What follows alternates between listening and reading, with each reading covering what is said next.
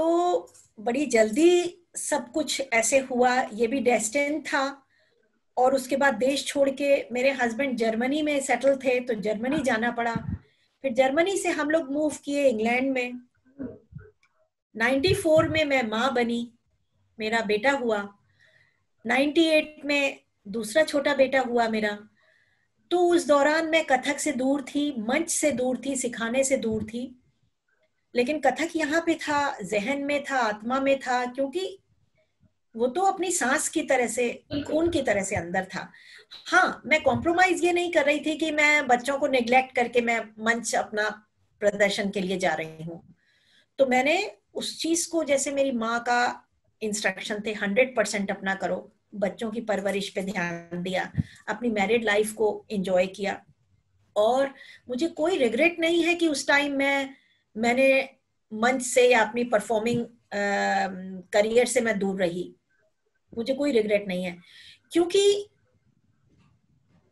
अब मैं उसको रिवाइव करती हूँ तो मुझे लगता है कि मैंने बहुत अच्छा किया कि उस टाइम मैंने अपने परिवार को ध्यान दिया, और अब परिवार मेरे को ध्यान दे रहा है। बच्चों को उस चीज की कदर है कि माँ ने कितना अपने करियर को ब्रेक करके पॉज पे रख के ये हमें परवरिश की, उसकी वैल्यू है जो उनको मेरे पूरे जन्म तक रहेगी। उनको अच्छे संस्कार दिए, अच्छा इंसान बनाया। ये महाराज जी ने भी मेरे से पूछा था कि तू इतने सालों तक, 11-12 सालों तक कथक से दूर रही, तो कैसा लगा? मैंने कहा महाराज जी, मैं आपको अपने बच्चों से मिलाऊंगी, फैमिली से, आपको जवाब तब मिलेगा। तो महाराज जी मेरे घर पे आए, मेरे घर पे ठहरे, चेस्टर में आए थे मेरे घर पे। बहुत सौभाग्य था मेरा, और मेरे घर पे ठहरे महाराज जी कुछ दिन, और बच्चों से मिले। और बच्चों को मिलके फिर महाराज जी कहने लगे कि अब मुझे पूरा अच्छी तरह समझ में आ रहा है कि तू कथक से दूर क्यों थी, और तूने बड़ा अच्छे संस्कार बच्चों को दिए हैं। और कथक कहीं गया नहीं था, सिर्फ ये था कि थोड़ा ठहराव आ गया था, जिस ठहराव की आपने बात की। अब मैंने सोचा नहीं था कि मैं दोबारा से शुरू करूंगी।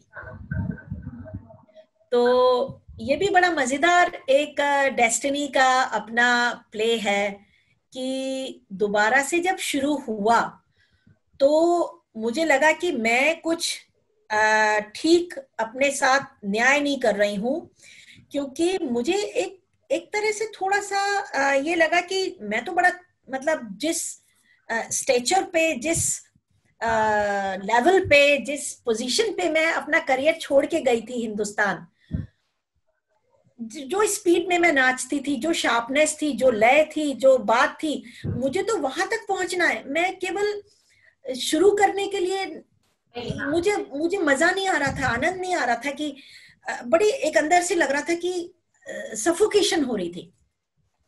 मुझे 3 साल का वक्त लगा वापस उसी पोजीशन पे पहुंचने के लिए, मतलब अपने अपने लेवल पे पहुंचने के लिए, जो लेवल मैं छोड़ के गई थी।